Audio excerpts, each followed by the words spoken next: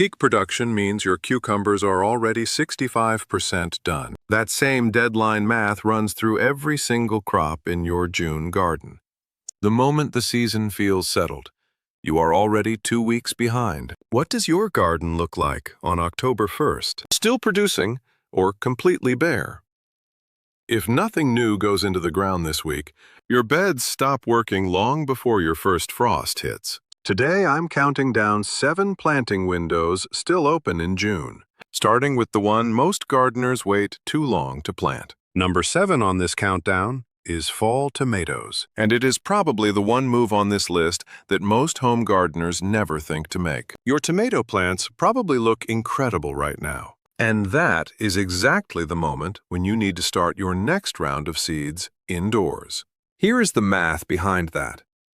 Determinate tomatoes, the compact bush-type plants that make up the bulk of what most home gardeners grow, are built to complete one productive cycle within 90 to 120 days of transplanting. A plant you put in the ground in May is mathematically finished by August or early September in most zones. Not sick, not struggling, just finished. There is a second layer to this that most people do not anticipate, in zones 7 through 9.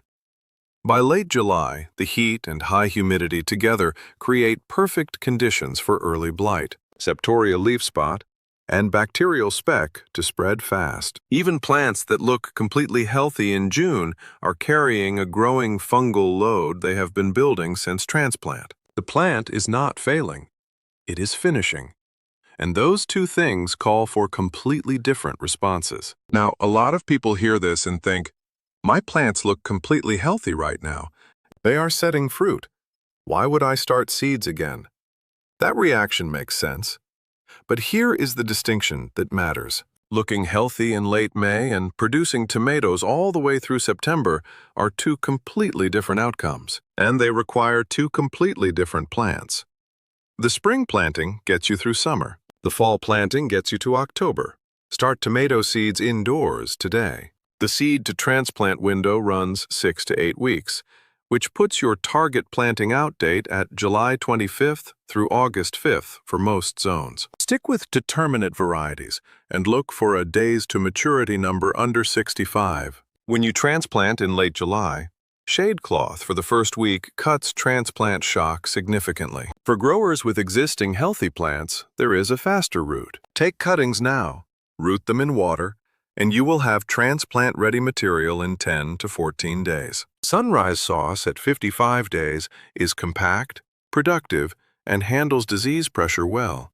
Bush Early Girl at 54 days is one of the most reliable short-season options I know, and works across a wide range of zones. Celebrity at 70 days pushes the timeline, but it is widely available and disease-resistant, which makes it a solid backup. For anyone in zones 8 or 9 dealing with serious fungal issues, Tasty Lee at 72 days has exceptional fusarium resistance and produces consistently even under difficult late-season conditions. One more piece worth knowing before the season ends. As your first frost approaches in late October or November, pull every full-sized green tomato off your plants and bring them inside. Keep them somewhere between 55 and 65 degrees Fahrenheit, but not in the refrigerator. Anything below 50 degrees stops the ripening process entirely. Stored in the right conditions, those green tomatoes will keep ripening on their own for 4 to 6 weeks, stretching your tomato season well into November without any greenhouse.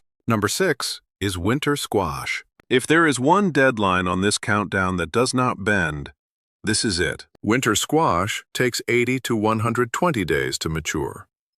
Right now, in June, is not early. It is the last responsible moment to plant. Here is how to find your cutoff date. Start from your first frost and count backwards. Zone 6. Frost around October 15th. Plant by June 17th. Zone 7. Frost around November 1st. Plant by July 4th. Zone 8. Frost around November 15th, plant by July 18th. Miss these windows, and the squash will not have enough time on the vine to develop the thick skin it needs for storage. That storage capacity is the entire reason you grow winter squash in the first place. Butternut, acorn, delicata, red curry. These are not crops you pick and eat in the same week. After harvest, the outer skin hardens over 7 to 10 days, stored in a cool, dry place. A well-cured winter squash keeps for 3 to 6 months. This is food you are growing in June that will still be sitting on your shelf in February. There is a step between harvest and storage that a lot of gardeners skip. After picking, leave the squash at 80 to 85 degrees Fahrenheit for 10 to 14 days before it goes anywhere cool. This curing phase finishes hardening the skin and seals any surface damage from harvest. Skip it, and the squash will look fine for a few weeks before rotting from the inside. Cure it right, and it holds for months. For planting, direct sow into the garden if your soil is at or above 70 degrees. If the soil is still cool, start seeds indoors 2 to 3 weeks ahead of your target transplant date. Give each vine at least 6 feet to spread. Vine borers are a consistent challenge, and the most practical protection is row cover from transplant day until the first flowers open. Then remove it so pollinators can get in. For varieties, butternut at 80 to 100 days is the most forgiving in pest-heavy areas because its stems are thicker and take longer for borers to damage. Delicata at 95 to 100 days has a compact vine that fits smaller gardens well. Red curry at 92 days is one I come back to every year for its dense, rich flavor. Jarreddale at 95 days has a striking blue-gray skin and excellent storage life. Number 5 is fall broccoli, and almost no gardener plants it. The best broccoli you will ever grow does not come from a spring planting. It comes from seeds started in June, harvested when October frost has had a chance to work on it. Here is something most gardeners have completely wrong about this crop. When temperatures drop below 45 degrees Fahrenheit, broccoli goes through an enzymatic shift that converts complex carbohydrates into simple sugars. And the University of Illinois Extension has documented this conversion in brassica crops. The result is a head of broccoli that is measurably sweeter and less bitter than anything you grew in spring. Cold is not the enemy of fall broccoli. It is the finishing step. Broccoli needs 8 to 10 weeks from seed to a garden-ready seedling, then another 55 to 75 days to harvest. Working backward from a first frost in early October, zones 5 and 6 need seeds started between June 15th and June 30th. Zones 7 and 8 have until late June or early July. Miss this window, and fall broccoli comes off the table entirely for the year. One more thing this session delivers. When you fill a seed tray for broccoli in late June, you can add cabbage, kale, Brussels sprouts, and cauliflower to the same flat. All brassicas share the same timing.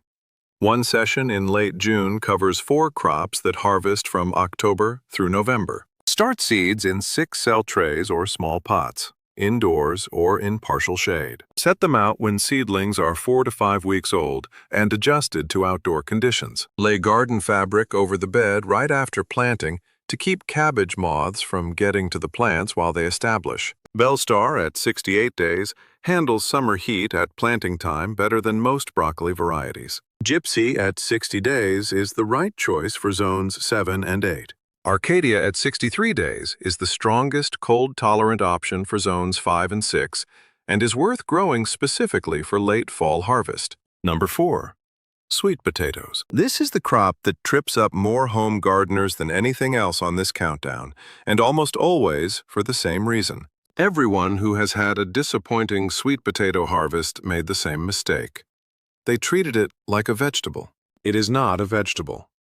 It is the storage root of a flowering vine, and it grows by completely different rules. The difference shows up the moment you look at the plant families. Sweet potato, Ipomoea batatas, belongs to Convolvulaceae, a family of twining and creeping vines, which places it far closer in biology to a vine than to any tuber. White potato is Solanum tuberosum, nightshade family, with opposite preferences for soil composition, temperature, and growing conditions. They share a name and a general shape. And that is where the overlap ends. A sweet potato wants sustained heat, consistent moisture, and a long, uninterrupted window to fill its root. while white potatoes actively dislike all three. Sweet potatoes need a minimum of 90 to 120 days of warm soil above 65 degrees Fahrenheit to produce full-size storage roots. In most of the continental United States, that window opens in June and closes as September temperatures begin to drop. There is no late planting option with this crop. Get slips in the ground now or wait until next year. Most June gardeners are past the point of creating their own slips.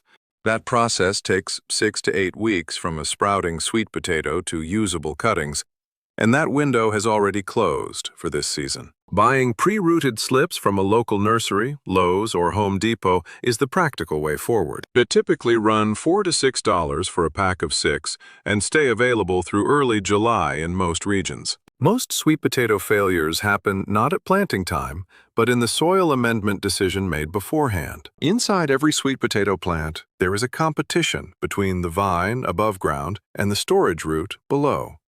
And whichever side receives more resources wins. Add nitrogen-rich compost or a high-nitrogen fertilizer, and you are rooting everything to the vine. The plant keeps producing leaves and runners all season, while the root you planted for stays small. The reason is a hormone called cytokinin, which elevated nitrogen triggers, locking the plant in vegetative growth mode and preventing the shift to root production no matter how long the season runs. The adjustment is not a major one. Mix your growing medium with 20 to 30% coarse sand or perlite and skip the compost. Bone meal is fine because it delivers calcium and phosphorus without triggering that nitrogen response. Fully decomposed compost with a high carbon-to-nitrogen ratio releases nitrogen slowly enough that experienced growers use it without issue. But fresh compost does not behave the same way. For containers, 25-gallon grow bags give the roots the room they need and make the end-of-season harvest easy. Plant 5 to 7 slips per bag. Water well at planting, then ease back as the vines spread. Sweet potatoes want moderate moisture and excellent drainage, not the steady wet that most garden crops prefer. Beauregard at 90 days is the most available variety, as slips and performs consistently across most growing zones. Georgia Jet at 90 days handles cooler climates and shorter warm seasons better than most. Covington at 110 days takes longer, but produces exceptional flavor and is the best performer in zones 7 through 9. At number 3, we have fall onions. And this is the one crop on this countdown where the standard advice in most seed catalogs points growers in the wrong direction. Most gardeners choose their fall onion variety based on their USDA zone. That is the wrong number to use, and it explains why so many people end up with beautiful leafy tops and no bulb underneath. USDA zones measure one thing: minimum winter temperature. Onion bulbing is triggered by something entirely different, which is the length of uninterrupted darkness each night.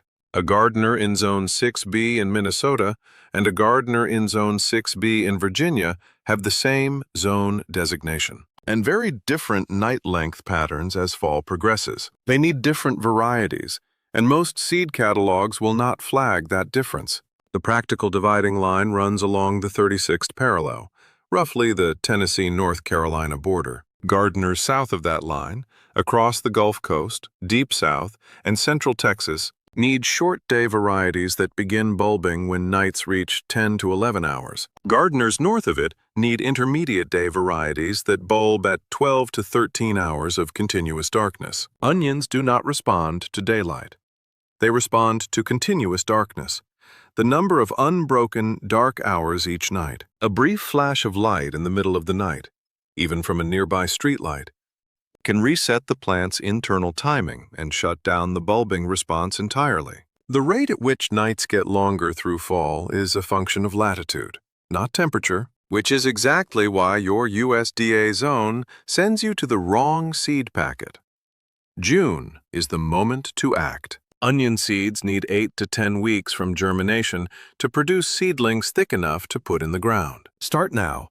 Move them to the garden in August, and you are pulling onions in October and November. Let June go without starting, and the fall crop is off the table for the year. Sow 3 to 4 seeds per cell in 6 cell trays or shallow flats. Then thin each cell to one plant once they come up. Move them to the garden when they reach pencil thickness, which falls around 8 to 10 weeks from sowing. Drainage matters more with onions than with almost any other crop. Bulbs in waterlogged soil will rot before they size up. Raised beds or containers take that problem off the table. Fall onions pulled when the tops drop naturally keep well and cool. Dry conditions between 45 and 55 degrees Fahrenheit for up to 6 months. Carrying you from October harvest through early spring. For varieties, south of 36 degrees north. Texas Super Sweet, at 170 days from seed, handles southern heat consistently. And Southern Belle is another strong short-day choice, north of 36 degrees north.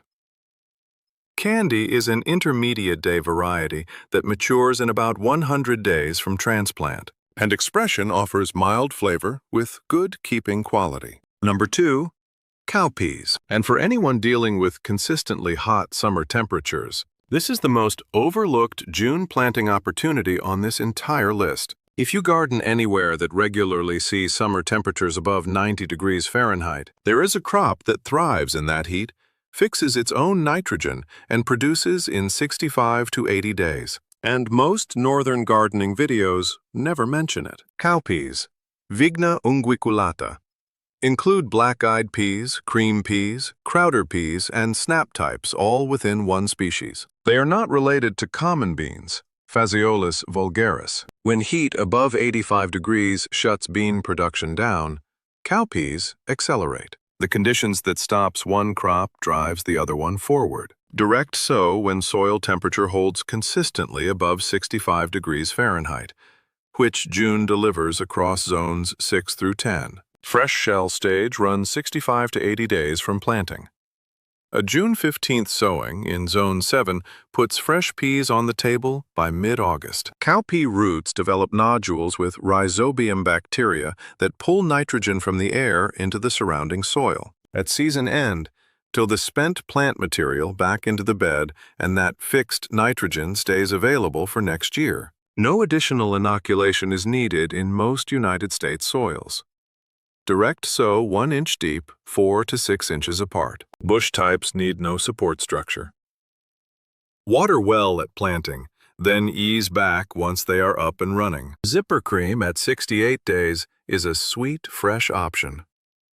Iron and clay is extremely vigorous and doubles as a cover crop. Mississippi Silver at 75 days is a reliable southern variety with consistent production. Purple Hull Pink Eye at 65 days is the fastest choice on this list and holds up both fresh and dried. The top position on this countdown?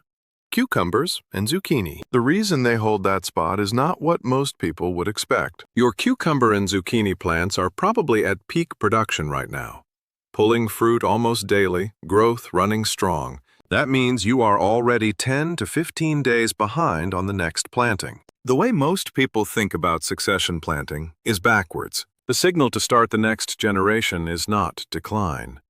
It is peak production.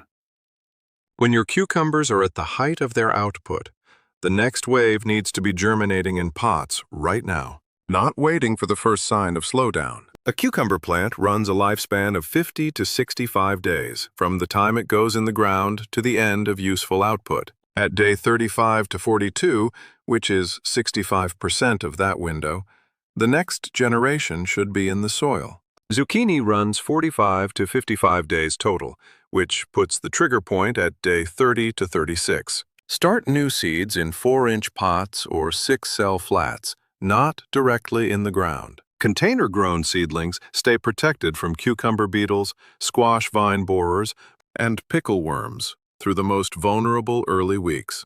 By the time those young plants are 3 weeks old, your current crop will be showing the first signs of finishing. Lower leaves yellowing, fruit set tapering, insect pressure building. Pull the old plants, work in fresh amendments, and set the new ones in the same day. No gap. One detail that catches people at this step: Plants started indoors under grow lights develop different leaf anatomy than those raised outside. Moving them straight into full July sun triggers a stress response that looks like heat damage. Spend 5 to 7 days easing them into outdoor conditions, starting with evening exposure first, then morning hours, then a full day. That transition period recovers most of what would otherwise stall. If current plants are already past their peak, direct sow into warm soil and skip the pot stage.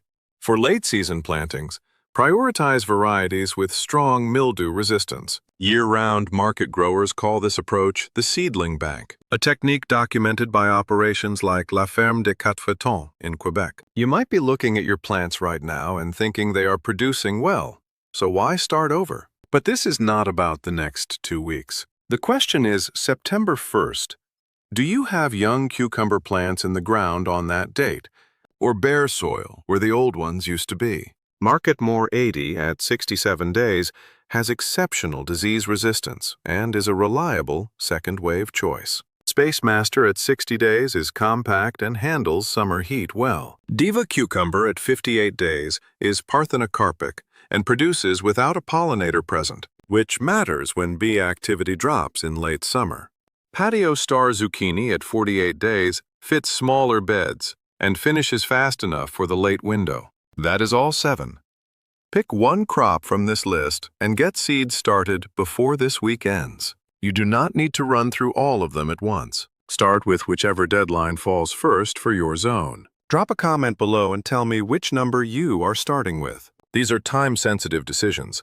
The planting windows narrow every week from here, and the gardens that keep producing into October are the ones getting seeds in the ground today. If this video helped you think differently about June, the subscribe button is right there, and next week's video will be worth it.